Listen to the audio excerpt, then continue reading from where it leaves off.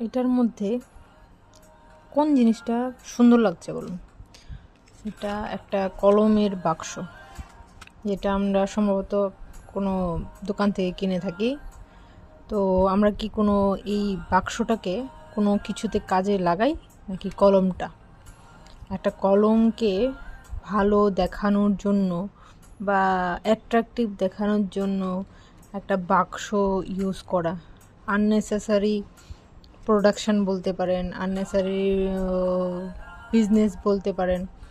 Actually আমরা শুধু এই কলমের ভেতরে কালিটাই ইউজ করি, এই বাক্সটাকে না। তো উপরের মানুষের মধ্যে থেকে আর এটার মধ্যে থেকে একটাই এখন পার্থক্য রয়ে গেছে, যে মানুষ উপরের আবরণটাকেই অনেক সুন্দর করে রাখে, ভেতরে কি আছে যেটা ইম্পর্টেন্ট থাকার সেটাই গুরুত্ব দেয় না। মানুষের যদি মন ভালো থাকতো তাহলে অন্যদের সাথে বিহেভও ভালো করতো।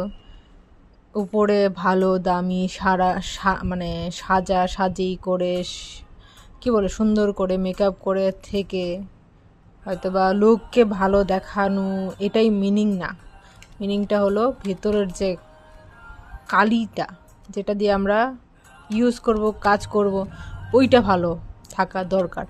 একটা মানুষের মধ্যে কোন জিনিসটা থাকা দরকার এটা তো ভালোই বুঝে গেছেন এই ভিডিওটা থেকে।